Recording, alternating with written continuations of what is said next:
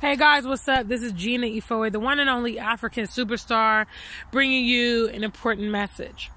Today's topic is Black Americans' allegiance to America is the proof of extensive brainwashing.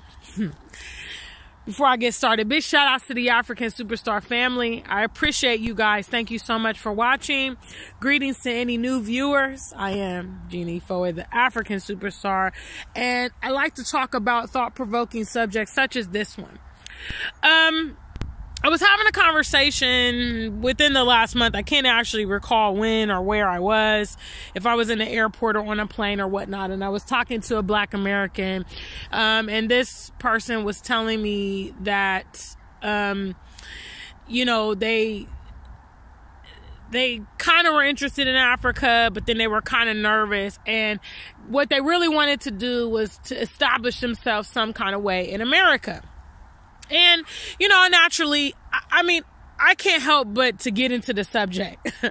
Generally, you start talking to me within 5 minutes, unless you're a white person, my conversation diverts straight to the motherland. Either upcoming travels, my plans there, my business, how excited I am, you know, pictures of my trips, whatever. Because that is, you know, in my heart, and therefore it reflects itself in everything I talk about and my future views of life. So I proceeded to tell this gentleman, you know, about my frequent travels to the motherland, show him pictures of which he was astonished. He was really, you know, blown away by various things I was showing him.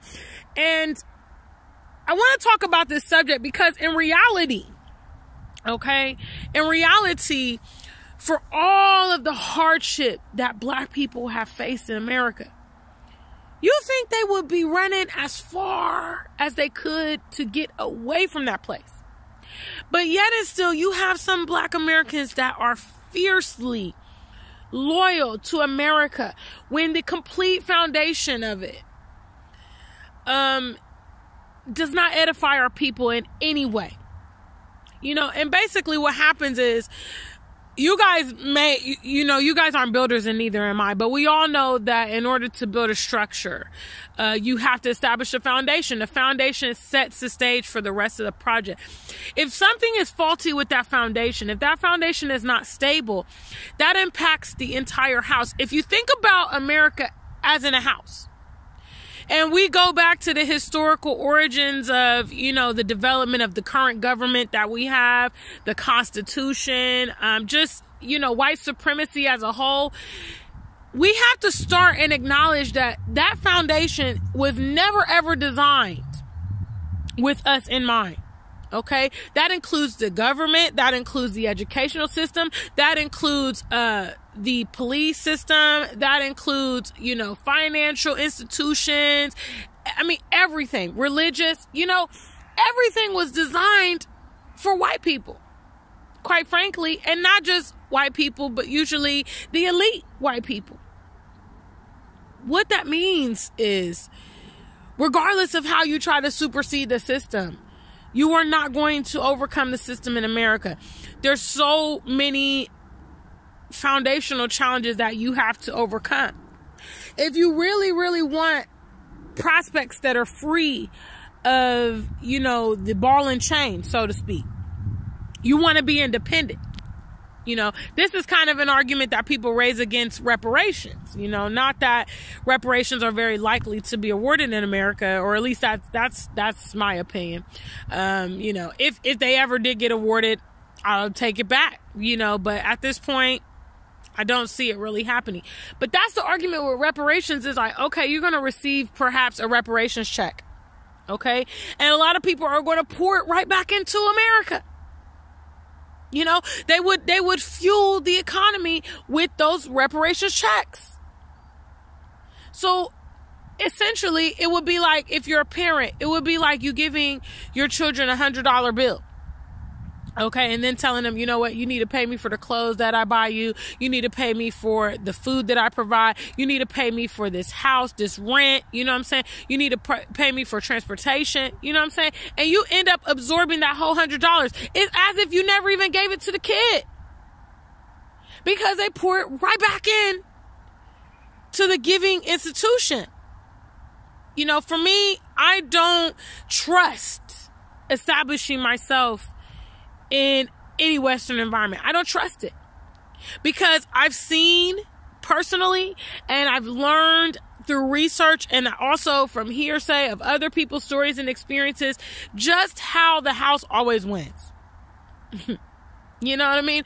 I've heard so many times, and I know definitively some people that have been affected by the concept of the house always wins. We can start with the judicial system.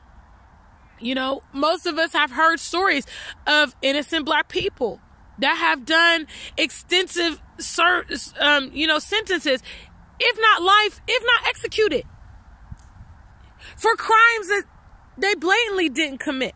A lot of times they were framed altogether. We see the disparaging treatment between Black, people convicted of crimes and non-Black people convicted of crimes. Black people always receive the harshest sentences. Okay, let's talk about the financial institutions. Preying on urban communities. Preying on Black people communities. Giving them higher interest rates for property.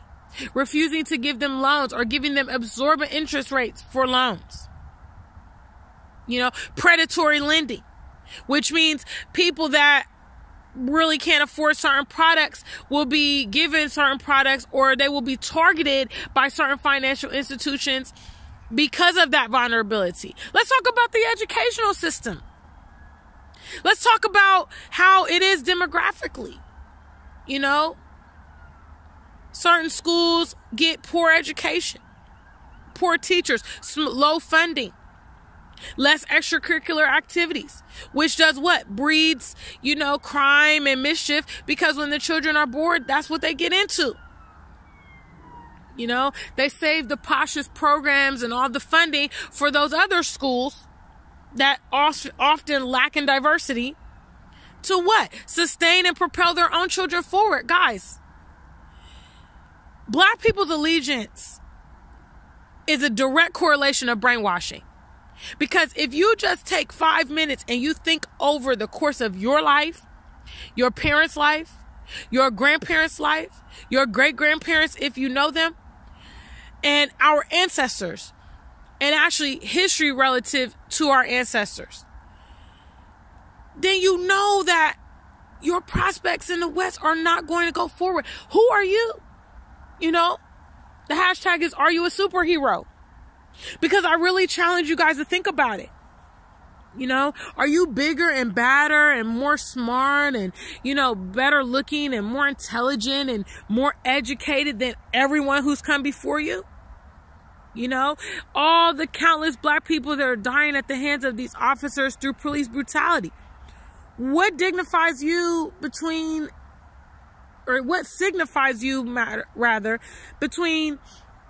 those other innocent Black people that have been killed and framed and, whatnot, and you? At the end of the day, the environment's not safe. At the end of the day, that environment is not conducive for our success. Brainwashing will have you believing that is the only way of life. It will actually have you fearful to explore potential options. And control is based on fear. Because when people are scared or when people don't know how things are going to go, they're subject to be obedient. They're subject to comply and conform. I'm just here to tell you.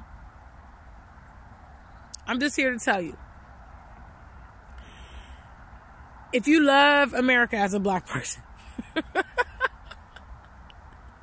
if you regard it as your home and you feel like it's your land and you just want to be there, I hate to be the one to break it to you. I really do. Because most of the people that view my channel are adults, which means this is going to be a hard pill to swallow, but you've been brainwashed. Okay? We are the worst treated people in America. Regardless of educational status, regardless of our income, regardless of where we live, how attractive we are, or even our contributions to society, we are treated worse than anyone else. We are disrespected. Our human rights consistently violated, and it's never been rectified. And there's not even steps being put in place to rectify it. And why would you be loyal? Why? You know, when I began to get of age, and I was a very confident young lady, and I felt very entitled to the things I was working for, you know, I began to struggle with the reality that I was not attaining those things when I was putting in so much effort. I have always had, you know, dissatisfaction with the American environment, for instance. I've always had dissatisfaction with the American environment. It never, ever, ever treated me the way that I deserve to be treated. You know, I keep resonating over my recent trip to Nigeria. You know, the experience of being with actual African royalty, you know, going to a palace. The fact that my friend is actually a prince. You know, when he comes to the palace, there's drummers there. There's, you know, servants there. You know, there's a king there that greets him. It's a big deal. It's a festival. You know, people celebrate his presence. Matter of fact, when I went to the palace, I felt at home. You know, Susan told me, you know, this is you, Gina. This is all you. Because I didn't feel uncomfortable. You know, I didn't feel like I didn't belong. I didn't feel like some kind of weirdo or anything. I felt like, yes, this is it. This is what I've been looking for. You know, tremendous outpouring, respect, you know, a joyous celebration when I come around. This is what I enjoy. This is what feeds me. I'm never going to get that in the West. You know, my pursuit of liberty and freedom and happiness is exactly what has driven me to the motherland. And ever since I began to experience that element in the motherland, I cannot be satisfied in these environments in the West. I can't. They don't treat me good enough. They don't love me enough. They don't respect me enough. You know, the opportunities for me to escalate are not there. And regardless of the work and input I put in, I'm stagnant. It's not good enough for me. Black people's allegiance and loyalty to America signifies heavy brainwashing, because there is no logical way why you can love that, why you can approve that, why you would willingly put your family in that same cycle, in that same environment, without brainwashing. Because even a dog, all right, guys, even a dog that gets beat by its owner would take the opportunity to run away if that gate opened up. You know, when the dog first comes and the dog first meets the owner, he's probably happy. He's jumping around. He's wagging his tail. He's licking the owner and everything. After he starts getting beat, the dog becomes a recluse. He starts hiding under the table. He starts running away. You know, he starts whimpering when the owner enters the room. That's the position that Black Americans are in America. They're cowarding. They're hiding. They're trying to bide their time. They're trying to protect themselves. Why are you living like that? Why do you think that's acceptable? Why aren't you exploring? Why aren't you looking at your options? Do you think that that is what you're worth? If you think that's what you're worth, reevaluate the situation. Because that is not your worth. And I'm not going to get into low self-esteem and depression, because it's been my experience that people that really suffer with that stuff, they suffer with it indefinitely, because it has to be internal. You know, you have to decide the quality of life that you feel is acceptable for you. And you also have to be willing to pursue a better quality of life if whatever has been being presented to you is not acceptable. And it's okay to say it's not acceptable. You know, I know I'm a rarity because I talk about the UK and America. They're not acceptable lifestyles for me. It's nothing I want to do for the long term. It's nothing, you know, that I see myself living at my old age and, you know, stuff. No. You know what I'm saying? I just see a life of lack. You know, I see black people that have to conform. I see that you don't get to maximize your fullest potential, that you get pigeonholed into jobs and lifestyles that you don't even want. You know, I see people that suffer socially, you know, fail to build relationships or have friends or family. You know, none of those things are attractive to me. So that is what moves me on. If you've been a victim of brainwash, which many, many blacks in the West have been and are still currently suffering with, it's not too late to begin to address that. The first step is understanding that the system has created this. You know, it's not that you are inferior or that you're stupid or anything like that. A lot of times, it's just the fact that you've been a victim of your environment that has strategically groomed you to be the way that you are, you know.